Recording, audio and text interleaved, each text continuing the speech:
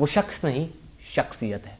वो राह नहीं, वो रहनुमा है, जो आज उस पथ पर चल रहा है जहाँ चलना मुश्किल ही नहीं, असंभव है।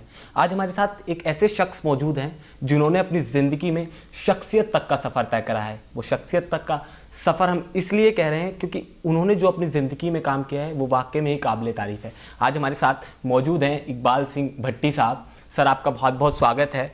एक बार इनके बारे में बताना चाहूँ तो सर जो काम कर रहे हैं, मैं चाहूँगा सर कि आप अपने मुख से वो सारी चीज़ें बताएं कि क्या कुछ काम कर रहे हैं आप, कैसे आपने पंजाब से फ्रांस तक का सफ़र तय किया है और क्या क्या मुश्किलों का सामना किया गया, कैसा परिवार था, उस सारी चीज़ों पर एक जोर डालें।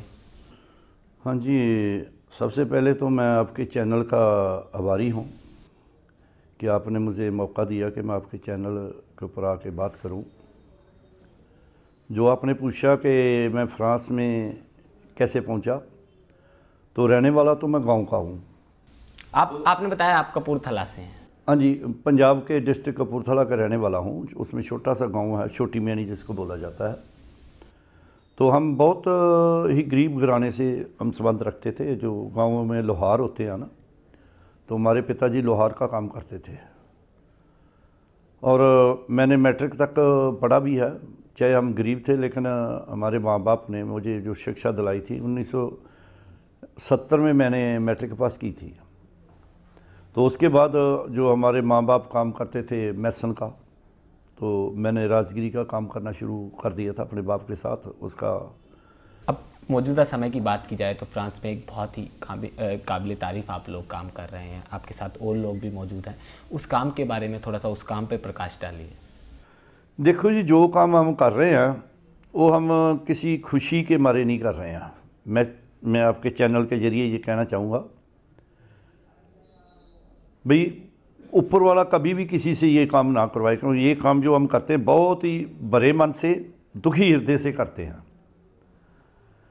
जैसे वहाँ किसी की डेथ हो जाती है, उसकी हम डेड बॉडी भेजते हैं, घर वालों से हम लिखवा लेते हैं भैया आपके लड़के की डेथ हो गई, आप बोलो कि आप इंडिया के कौन से कोने में रहते हो, आपको कौन सा एयरपोर्ट नज़दीक पड़ता है। तो हम एक एफिडेविट उनसे बनवा लेते हैं, वो हमें लिख के भेज देते हैं। तो वहाँ से लेके जो एयरपोर्ट फैमिली द्वारा सेलेक्ट किया जाता है, चूज़ किया जाता है, तो उस एयरपोर्ट के ऊपर हम वो डेड बॉडी भेज देते हैं। तो 2003 में मैंने ये काम शुरू किया था। जब पहले एक लड़का मिस हुआ था, उसको मैंने ढूंढा, उसके परिवार के पास उसकी डेड बॉडी भेजी। तो तब हमें बहुत मुश्किलात आई थी इस काम के लिए। तो जो भी टोटल ख़र्चा लगता है डेड बॉडी भेजने के लिए, ये नहीं है कि आसानी से ऐसा थी। हम इसमें हमारे काम में इंडियन गवर्नमेंट इन्वॉल्व नहीं होती है। हम कभी किसी को नहीं कहते हैं कि आपके इलाके के मिनिस्टर से हमें फ़ोन करवाइए। तो हम राजनीति से दूर रहकर ये काम करते हैं।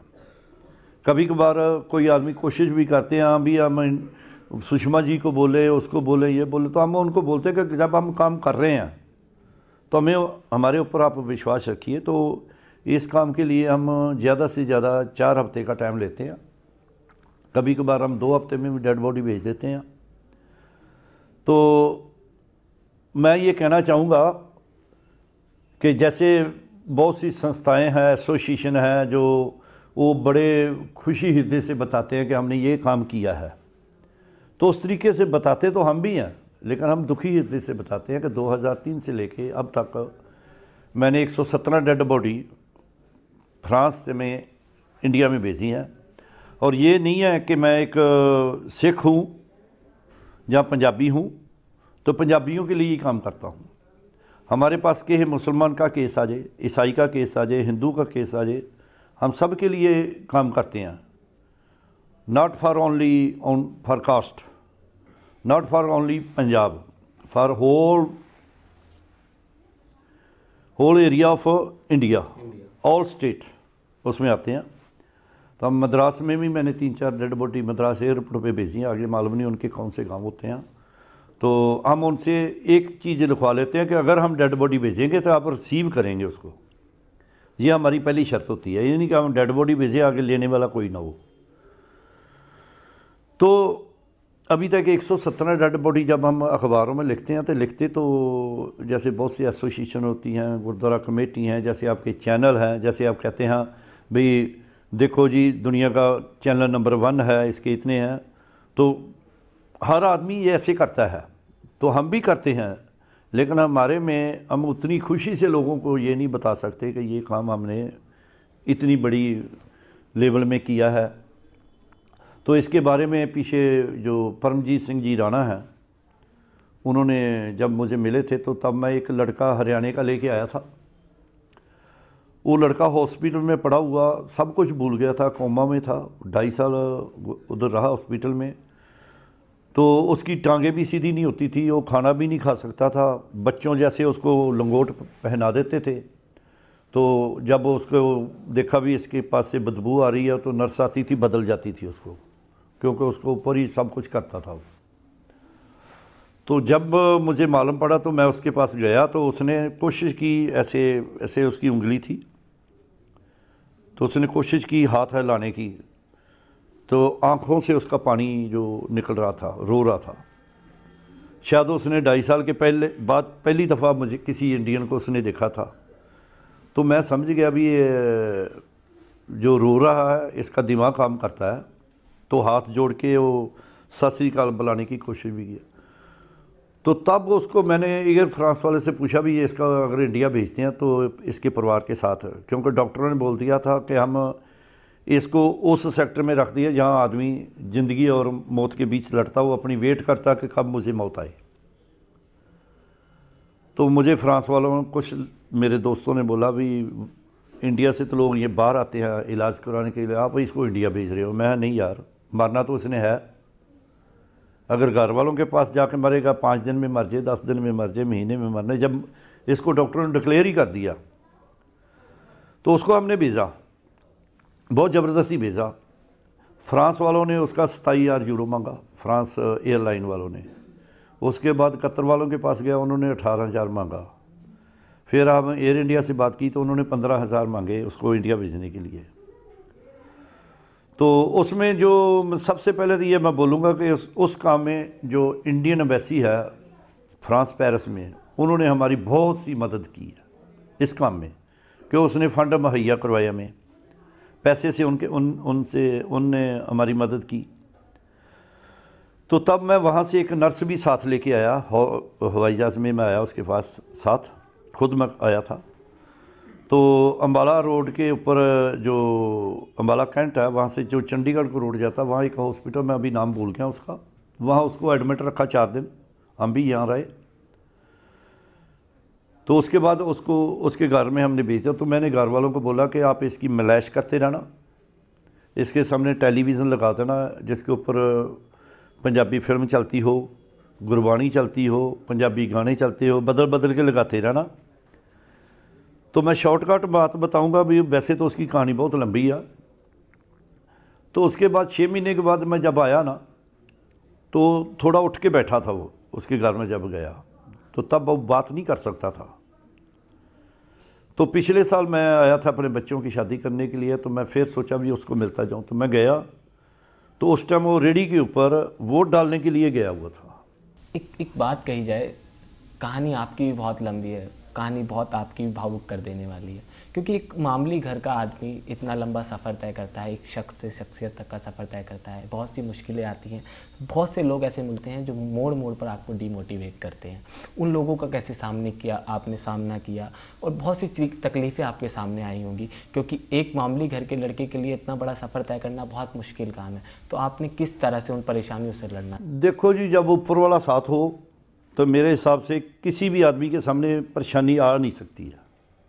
तो ऐसा ही मेरे साथ हुआ।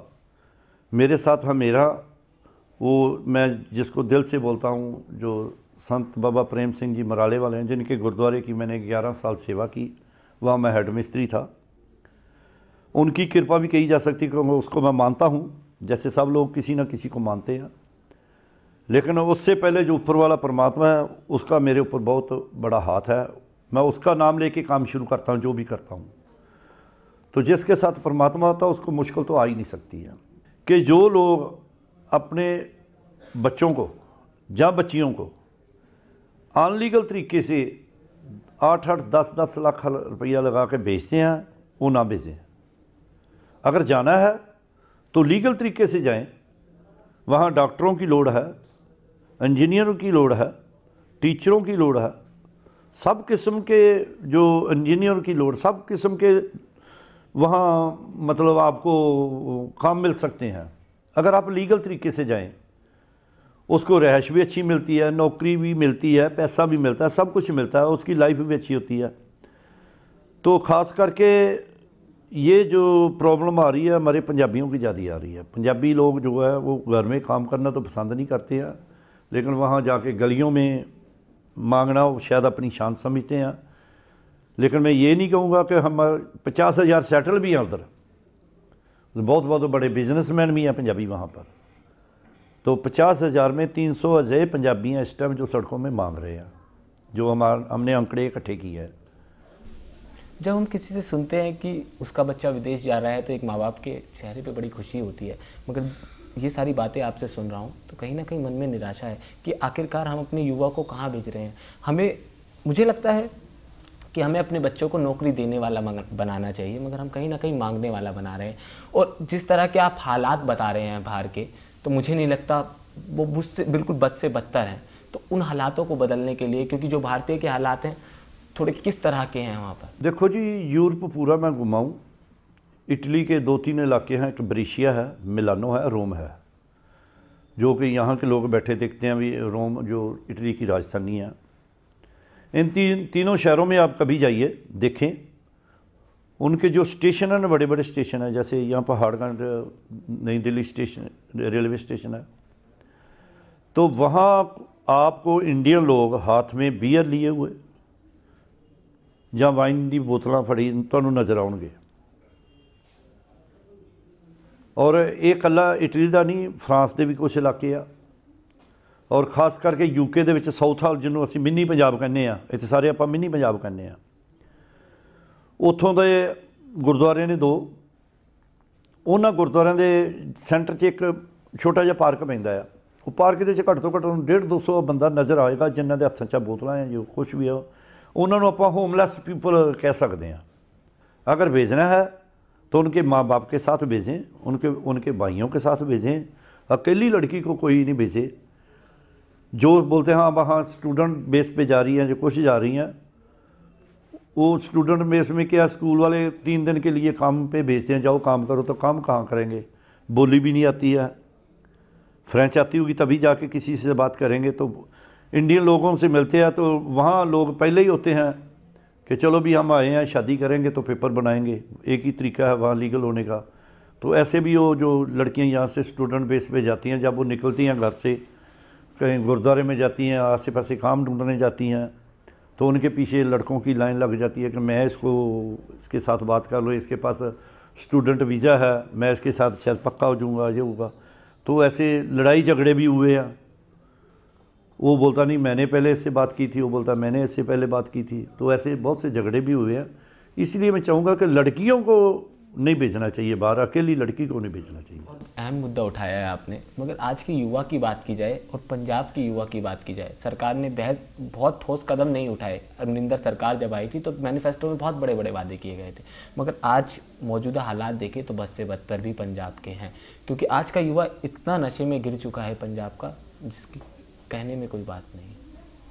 देखो जी, आपसे मैं बिल्कुल सहमत हूँ। जब अमरिंदर ने सरकार बनानी थी, जहाँ पावर में आना था इलेक्शन जीतने के लिए, तो उसने बहुत बड़े बड़े वादे किए थे, जैसे कि मैं किसानों के पूरे कर्जे माफ़ कर दूंगा, हर घर में एक नौकरी होगी। तो ना तो अभी तक किसी को नौकरी मिली है, तो ना ही किसानों के कर्जे माफ़ हुए हैं। किसान वैसे ही खुदकुशी कर रहे हैं। पहले राजनीति में चले गए, मगर कुल मिला के सवाल ये था कि युवाओं को नशे से दूर करने, मैं वही बात कर रहा था, मैं राजनीति में नहीं गया हूँ। बात यह है कि जब इसने बोला था कि मैं घर में नौकरी दूंगा, मतलब कि बेरोज़गारी ख़त्म करूंगा। बिल्कुल। तो जब बेरोज़गारी पहले जैसी ही है, जब पहली ये सरकारें करती थी, तो उसी तरीके से लोग तो जैसे पहले बाहर जाते थे अभी भी जा रहे हैं। यहाँ तो ये नौकरी देता होता, इसके ऊपर थोड़ी रोक लग जाती। तो पंजाब सरकार को भी देखना चाहिए कि जो हमारी यंग पीढ़ी बाहर भाग रही है, क्यों भाग रही है, उसके कारण ढूंढने चाहिए। कारण है बेरोज़गारी, उसके बाद जैसे आपने बोला नशे, तो हम बाहर बैठे देखते रहते हैं कि किसी न किसी गांव में कभी न कभार मौतें यहीं भी होती हैं, और उसकी माँ बोलती हैं हाँ भी ये मेरा लड़का नशेड़ी था, ये क्या है। तो नशे अकेले पंजाब में नहीं, पूरे हिंदुस्तान में है। पहले भी बोला, जो आप काम कर रहे हैं वो वाकई में जिसकी जितनी प्रशंसा की जाए उतनी कम है। सरकार से क्या कुछ उम्मीदें? सरकार देखो जी, इंडियन एम्बेसी हमें दिल खोल के मदद कर रही है। पहली 43 डेड बॉडी हम गुरुद्वारों की मदद से भेजी थी। उसके बाद वाली 117 तक जितनी डेड बॉडी हैं, उसमें 4-5 डेड बॉडी हमने म्यूनसिपल कमेटी जो होती है, जिस गांव में लड़का मरता है उनकी मदद से भेजी हैं। 2-3 फ्रेंच गवर्नमेंट की मदद से भेजी हैं। बाकी सब इंडियन गवर्नमेंट पैसा लगाती है। हम उनके पास एप्लीकेशन दायर करते हैं जब कोई मर जाता है। लेकिन जहाँ हॉस्पिटल है, पुलिस के पास जाना, पुलिस को मिलना, डॉक्टरों को मिलना, उसके पास से डेथ सर्टिफिकेट बनवाना, या जहाँ लड़का पड़ा वहाँ उसके पास जाके देखना, तो ये एक डेड बॉडी के ऊपर हमारा 400 यूरो का खर्चा आता है जो हमारा आता है। पहले 43 डेड बॉडी का खर्चा मैं अकेला करता रहा हूँ। तो जब देखा कि भी ये लोगों ने देखा भी ये है, तो मेरे साथ एक आदमी मिले, 2 आदमी मिले, 3, अभी हम 40 लोग हैं। 40 लोग फ्रांस के? नो, इंडियन लोग हैं जो फ्रांस में रह रहे हैं। जो फ्रांस में रह रहे हैं, जो फ्रांस के सिटीजन हैं। कोई रेजिडेंस कार्ड होल्डर हैं, कुछ नेशनलिटी वाले भी हैं जिन्होंने नेशनलिटी ले ली वहाँ। तो अभी वो मेरा बाहर इस तरह बटाते हैं, कोई कफन का पैसा कोई दे देता है, कोई 150 यूरो कफन का लगता है, जो मैंने कपड़े बोले हैं। तो कोई आदमी जो ग्रंथी जाता है, ये नहीं कि हम डेड बॉडी ऐसे भेज देते हैं, मैं वो भूल गया आपको बताना।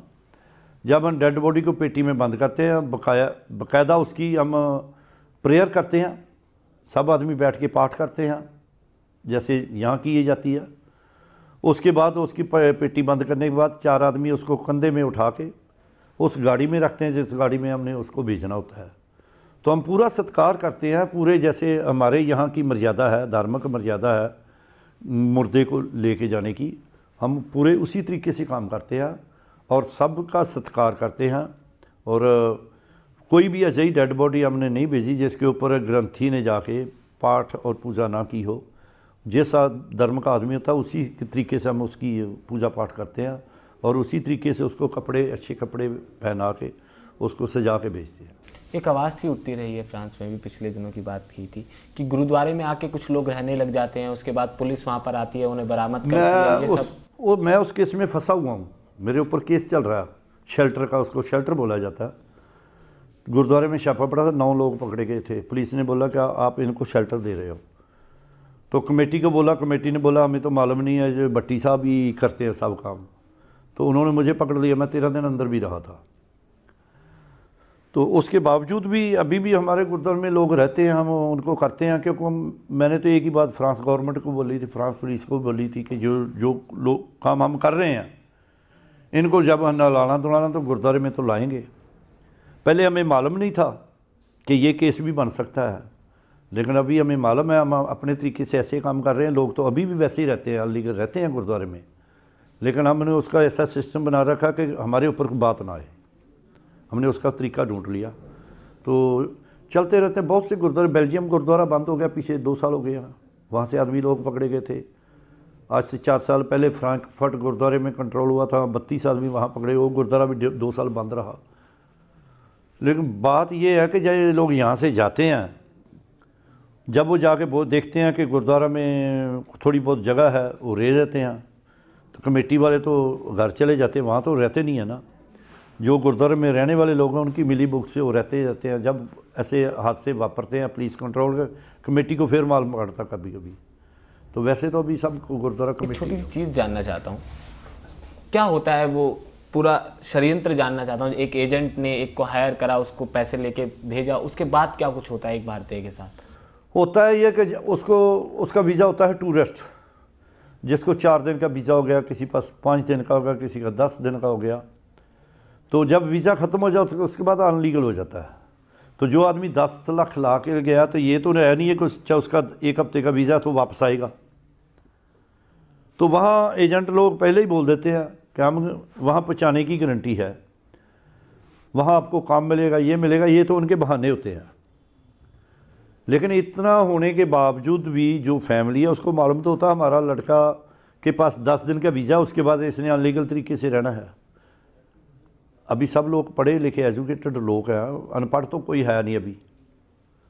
तो उसके बावजूद भी लोग ये बोले कि देखो एजेंट ने हमें धोखा दिया। जब हमें मालूम है कि एजेंट धोखा दे रहे हैं तो फिर हम उनके बातों में क्यों आते हैं। मेरे कहने का मतलब भी आप चैनल के जरिए ये है कि लोगों को खुद समझना चाहिए। अगर लोगों के पास पैसा तो अपने बच्चे को भेजें, अगर उसको काम नहीं मिला तो इतना पैसा हो लो परिवार के पास कि अपने लड़के को वापस बुला सकें। पैसा तो पहले ही नहीं होता, घर भी बेच देते हैं, गहने रख देते हैं, ज़मीन भी गहने रख देते हैं। तो लड़का उधर 10 लाख जाता है, उसका ब्याज भी बढ़ता जाता है। तो जब घर वाले फ़ोन करते भाई बेटा पैसे भेजो, तो बेटा पैसे कहाँ से भेजेगा। कुछ घर वालों की वजह से परेशान, उधर हालातों से परेशान। तो फिर ऐसे हालातों में फंस के लोग, जो कुछ नौजवान नशेड़ी बन जाते हैं, नशे का सहारा लेना शुरू कर देते हैं। यही सेम सिचुएशन लड़कियों के साथ। लड़कियों का केस अलग है। लड़की जाती तो घर वाले बोलते हैं हाँ जी पढ़ने के लिए जा रही है, इसका वहाँ रिश्तेदार वो रखेगा। लेकिन मैं सीधा बोल देता हूँ कि कोई भी रिश्तेदार लीगल तरीके से किसी भी अनलीगल को अपने घर नहीं रख सकता, ना उसको काम दे सकता है। अगर पकड़ा जाए तो 7 साल की सज़ा है, अगर प्रूफ हो जाए तो। पहले लोग होता था वहाँ अनलीगल लोगों को काम देते थे, अभी अनलीगल लोगों को काम देने के लिए लोग डरते हैं कि हमारे ऊपर ना कोई बात आ जाए। तो वहाँ जो अपने बहन भाई भी वो बाहर किराए में रहते हैं। बहुत कुछ परिवार ऐसे भी हैं जिन्होंने रिस्क लिया, अपने भाई को घर रखा हुआ, बहन को घर रखा हुआ। मैं ये नहीं बोलता कि मतलब आप मेजोरिटी में जाइए तो कोई नहीं रखते, कुछ लोग रख भी लेते हैं। लेकिन ज़्यादातर बात यह है कि लोग डरते हैं कानून से, कानून का डंडा चलता है। यहाँ भी तो आप देख लो ना, पहले जैसे तो हालात नहीं है, हालात बदल रहे हैं। तो ऐसे यूरोप में भी हालात बदल रहे हैं। उन लोगों को मालूम पड़ रहा है लोग कैसे आते हैं, उनको कैसे ख़त्म करना है, कैसे उनको रोकना है। वो भी नए नए कानून बना रहे हैं। पहले लोग जाते थे वो फिंगरप्रिंट नहीं लेते थे, अब वो लोग एम्बेसी से जब आप वीज़ा लेते हो तब यहीं फिंगरप्रिंट हो जाते हैं।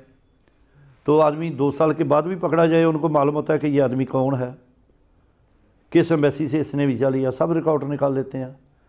पहले होता था आदमी बोलता था, झूठ बोल देता था भाई मैं पंजाबी नहीं हूँ, मैं पाकिस्तानी हूँ। पीछे 2 पाकिस्तानियों ने बोला हम इंडियन हैं, तो वहाँ से डिपोर्ट करके यहाँ भेजा तो देखा वो पाकिस्तानी है। तो ऐसे जैसे यहाँ हालात बढ़ रहे हैं, बाहर लोगों की वो तो पहले हमारे से बहुत आगे हैं। जो हम हेराफेरी करते थे उनको नहीं मालूम थी, अब उनको मालूम है। वहाँ की सरकार मदद करती है भारतीयों की? नहीं, वो मदद नहीं करती है। वो अनलीगलों की मदद ना भारत सरकार करती है ना कर सकती है। नहीं, जो युवा बेरोजगार घूम रहा है वहाँ पर, सड़क पर सो रहा है, शराब के नशे में डूब, जिसके पास पेपर हैं उसको लोग जो बत्ते होते हैं कि आपके पास काम नहीं है, आपको पैसा देते हो, वो सर्विस देते हैं। मेरे ख्याल से दर्शक ही जानना चाहते हैं, सपोज दैट आपको पकड़ लिया, आपका वीज़ा ख़त्म हो चुका है, तो उसके बाद किस तरह का ट्रीटमेंट करेगी सरकार या पुलिस? उसके ट्रीटमेंट ये करती है, उसको जेल में बंद रखते हैं। उसके बाद इंडियन एम्बेसी लेके जाते हैं। इंडियन एम्बेसी को प्रूफ देते हैं कि ये आपका आदमी है, इसका ये पासपोर्ट नंबर है, ये फ़लानी एम्बेसी से इसने वीज़ा लिया है। तो वहाँ एम्बेसी भी मजबूर हो जाती है कि ये तो बोल नहीं सकती जब पुलिस ने पूरे प्रूफ दिए हैं। पहले ऐसे होता था, जैसे हम लोग होते थे गुरुद्वारे वाले या कुछ, तो हम एम्बेसी को पहले जाके बोल देते भी फलाना आदमी पुलिस लेके आने वाली है, उसकी मदद करना। तो एम्बेसी भी बोल देती हाँ भैया इसकी हम इंक्वायरी करेंगे। वो कुछ टाइम होता था 2-3 हफ्ते का पुलिस को, उसमें एम्बेसी से कोई जवाब नहीं देता था कि वो लूज़ कर देते सिस्टम, भाई अभी इसकी इंक्वायरी नहीं आई है। तो तब लोग बच जाते थे। बहुत जितनी तारीफ की जाए ना आपकी उतनी कम है। नहीं, मैं इतनी तारीफ के काबिल नहीं हूँ जितनी कर रहे हैं। जो आप कर रहे हैं वाकई में उसकी जितनी प्रशंसा की जाए, जितनी तारीफ की जाए वो कम है। जाते जाते हमारे युवाओं को कोई संदेश, सरकार को कोई संदेश, किस तरह उन माँ बापों को संदेश जो अपने बच्चों को बिना कुछ सोचे समझे फर्जी एजेंटों के हाथों में पकड़ा देते हैं? देखो जी, संदेश तो मैंने मेरा ख्याल ग्लोबली बता ही दिया है। फिर भी अगर पूछते हैं तो जो दूसरा जो आपने बोला कि हमारी तारीफ़ कीजिए, देखो जी ये तो भगवान की कृपा, भगवान ने हमारे ऊपर पीठ में हाथ रखा, हमारे को इतनी उन्होंने बख्शिश की, हमें उन्होंने शायद कई उम्मीद उन्होंने हमारे दिमाग में डाली, तो हम भगवान की दया से ये काम कर रहे हैं। तो मैं भी आज आपके चैनल के ज़रिए ये कहूँगा कि भारत सरकार को भी चाहिए फ्रांस के साथ, इटली के साथ, पुर्तगाल, जितनी भी यूरोप की गवर्नमेंट है उनके साथ बताएं, देखो जी हमारे लड़के जो बाहर आ रहे हैं ये तो रुक नहीं पाएंगे। अगर भारत सरकार ने भी, जैसे मनमोहन सिंह ने वहाँ ऐलान किया था कि इंडिया में कोई प्रॉब्लम नहीं है, तब से वहाँ जिसको हम शरण बोलते हैं नहीं मिलती है। तो ऐसा सिस्टम कुछ बनाएं कि लोग तो जा ही रहे हैं, तो भारत सरकार एक कोटा फिक्स करवा दे इन गवर्नमेंटों के साथ भी कि हम इतने आदमी जो अगर आते भी हैं तो उनको आप डिपोर्ट मत करो, कम से कम उनको कुछ काम दो, कुछ एक लिमिट में एक कोटा मांगे। तो मेरा ख्याल कि ये औखा काम नहीं अगर भारत सरकार किसी दूसरे, क्योंकि वो लोग भी तो यहाँ आके बिजनेस कर रहे हैं, उनको भी तो ये लोग काम दे रहे हैं, उनकी कंपनियों को मंजूरी दे रहे हैं यहाँ। तो वो जब आते हैं, जब मिशेलिन एक टायर है, फ्रांस की बहुत बड़ी कंपनी है मिशेलिन, उसकी अभी यहाँ हो रही है, उसकी क्या बोलते हैं टायर यहाँ बन रहे हैं उसके, तो उसमें बहुत सारे वर्कर भी इंडियन हैं, ये तो नहीं है वर्कर वहाँ से लेके आए हैं। तो ऐसे मैं बेनती करूँगा भारत सरकार को। बहुत सी कंपनियां हैं जिनके बारे में आप बात करना चाह रहे हैं, बहुत सी। नहीं, मैं जानता हूँ, कार लाइन में है, इंडस्ट्री में है, सब पास है, टेलीफोन में है। मैं वो छोड़ने के, मैं जैसे इंडियन सरकार उनको यहाँ देती है, तो ऐसे इंडियन सरकार को चाहिए कि क्वेश्चन उनके साथ मिनिस्ट्री के जरिए, जो एक्सटर्नल अफेयर की मिनिस्ट्री है, जहाँ एक्सटर्नल अफेयर ही हो सकता है जो उनके साथ बात करे, तो भाई देखो हमारे लोग जो बाहर आते हैं उनको आप किसी भी तरीके से, जो लोग पहुंच चुके हैं उन लोगों को पक्का करने के लिए आप कुछ ना कुछ एक लिमिट कोटा बनाएं। नेटिव न्यूज़ पूरी कोशिश करेगा आपकी बात सरकार तक पहुंचा पाए। आपका बहुत बहुत धन्यवाद, आपने अपने कीमती समय में से हमें वक्त दिया।